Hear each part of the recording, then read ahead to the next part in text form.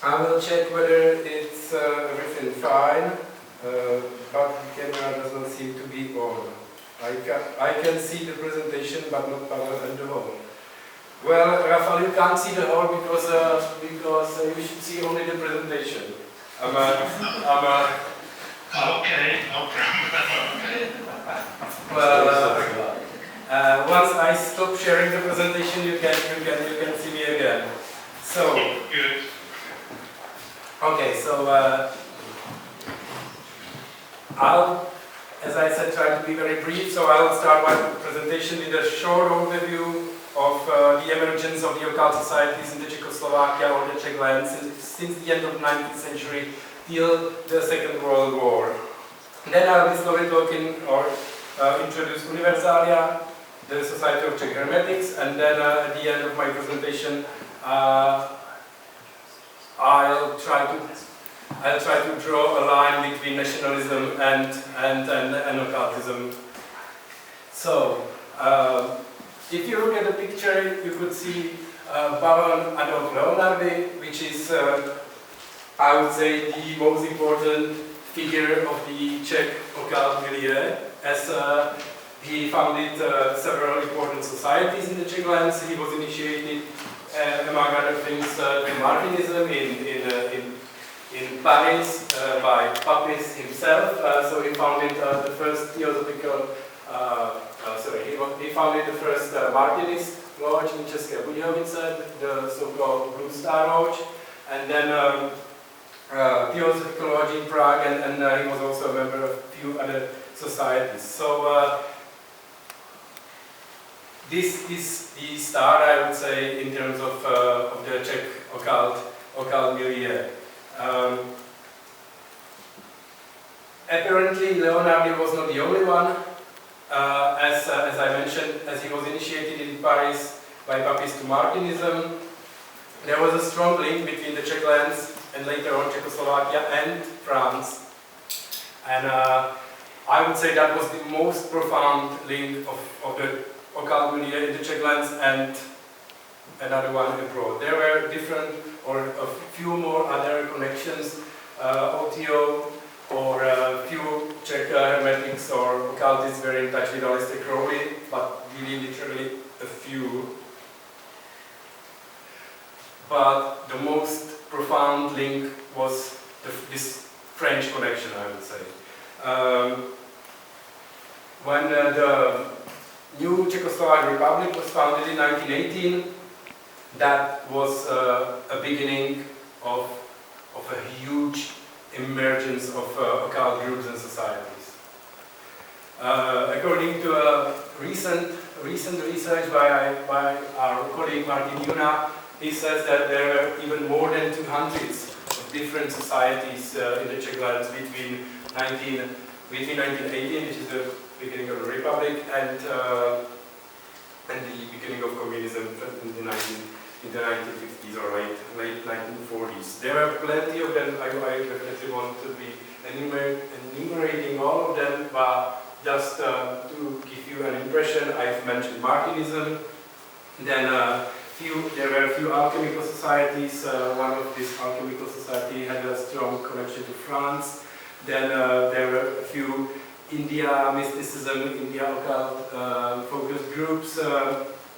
Freemasonry was restored along the beginning of, along the inception with the New Republic. And Universalia, of course, in the late 1920s, I'll be talking about shortly. And apart from Universalia, there is one really interesting small group called Horák Club, whose membership overlapped with Martinist Lodge, and it was concerned mainly with experimental magic and an Egyptian kind of mysticism or Egyptian focused magic. Well, but the thing is that in 1942, the Nazi power dissolved all societies, not only the occult and esoteric societies, but all public societies. So the 1942 is a kind of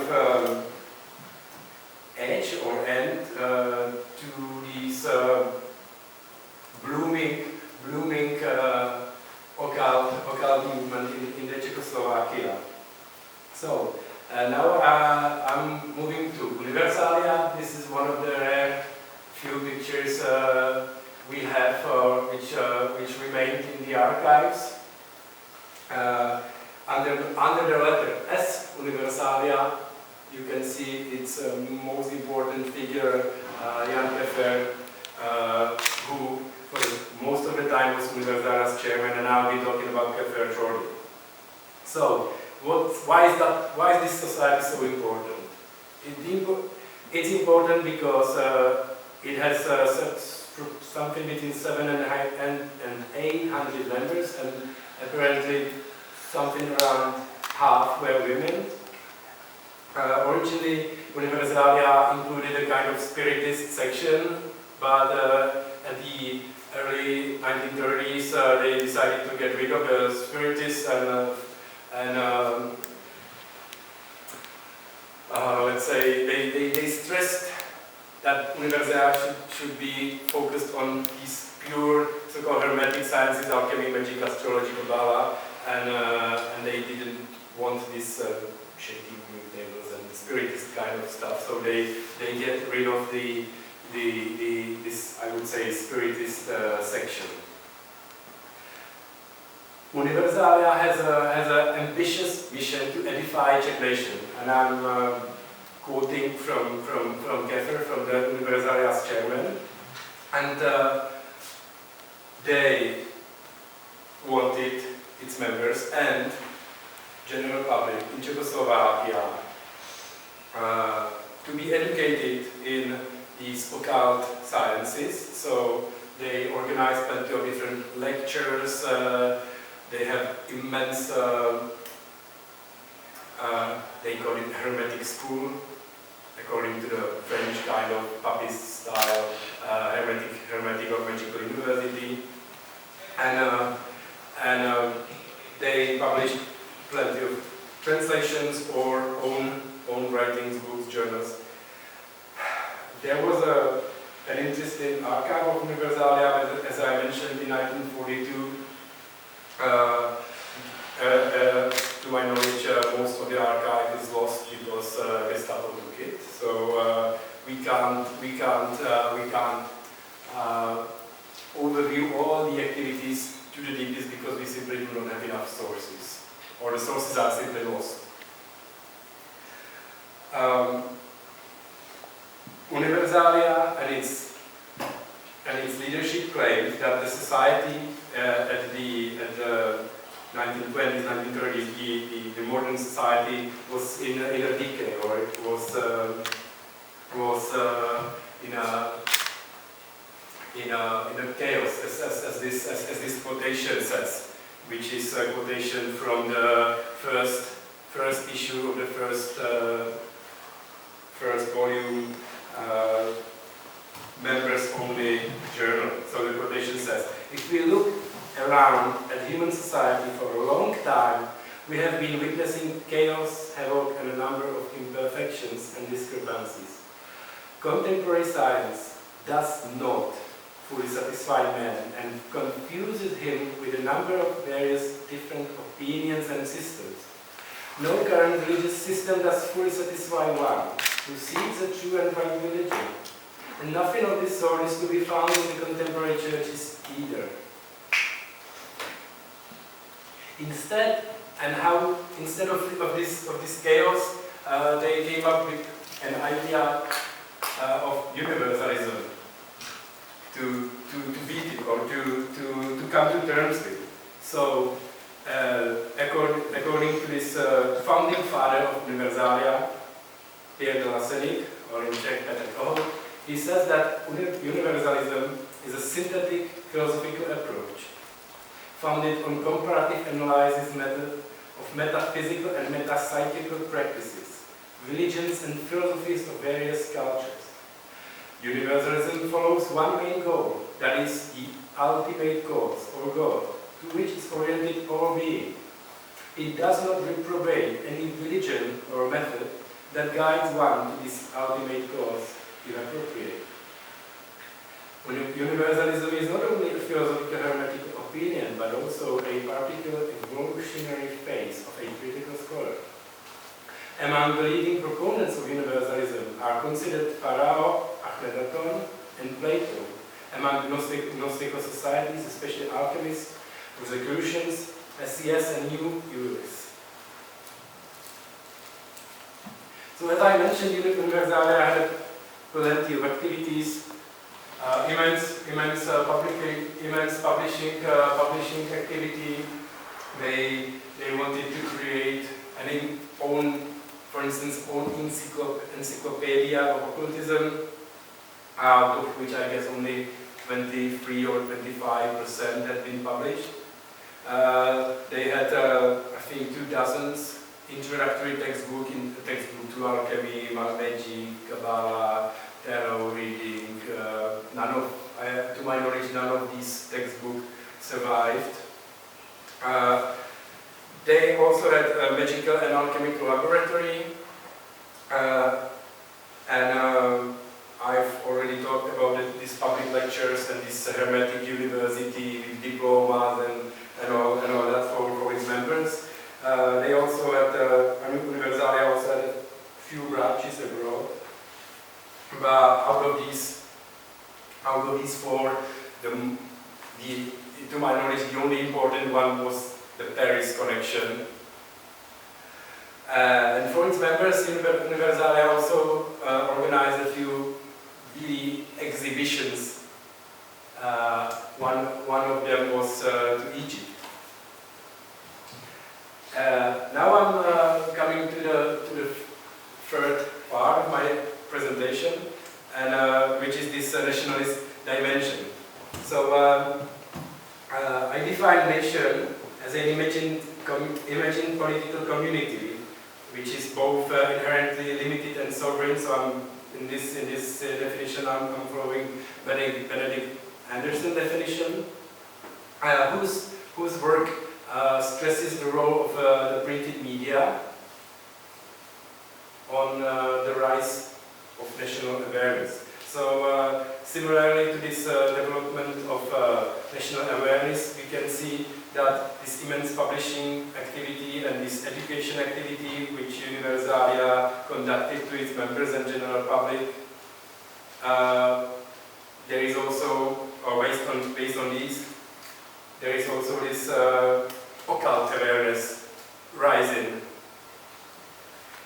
I've already mentioned that Universalia wanted to edify Czech nation, and I've been talking about this education level, and then there is also a magical level, or magical mean how to approach it. Universalia leadership followed also this which is not something extra strange, to follow primordialist understanding of nation in the 1920s, 1930s, 1940s, because there were no constructivist definitions of a nation anyway. But if we follow this MS Renan's consideration or definition, he says that nation is a soul, a spiritual principle, which consists of a possession of common rich legacy of remembrances, and the actual consent, the desire to live together, the will to continue to value the heritage which all hold in common. So keeping in mind this Renan's understanding of nation, and comparing it with Keffer, the chairman of Universalia, this is his wedding picture, by the way. So Keffer, in his lectures, said that nation is a spiritual kinship. Quote, and he says, if we want to be the true initiates, we must do social magic in the service to our nation. So it means that nation can be magically edified. And by the way, those of you who doesn't know, today is the St. Wenceslas Day. It's a national holiday here in Czech Republic. And Keffer, he was crazy about this Saint Wenceslav idea, his magical egregor he wants to get in touch with.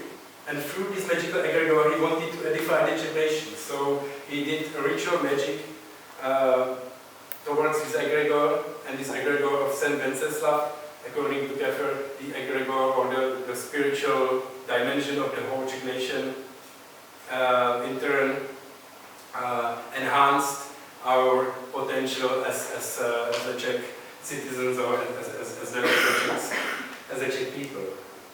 But not only that you would use this egregor kind of magic to boost your nation, but you could also use it against someone else. So Keffer and a few other people from Universalia fight Nazis, magically using this kind of magic and not only this kind of magic.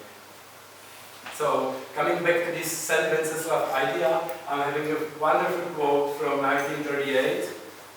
And Keffer says that the only authority for us is the spiritual authority. The crown of Saint Wenceslav, this authority has been existing in Astra for 1,000 years. The acme of all this is in theurgy, freedom. Shall we exchange these theurgical ideals for any isms, meaning communism or fascism? The only rescue and hope is the strong egregor of the Czech lion and Saint Wenceslav. Be assured that this egregor is so strong, powerful and beautiful that it will not let us or our children die. I'm getting to the end, so allow me to have this, I know it's a long quote, but really fascinating. This is an overview of Universalia's activities from the same year, 1938. It says, Universalia is the only esoteric society of purely Czech origin and work. It was, is, and will not ever be dependent on any foreign country. Universalia has built Czech Hermetic literature, Czech Hermetic school system, Czech Hermetic laboratories. It has done that up to now. What will it do in the future?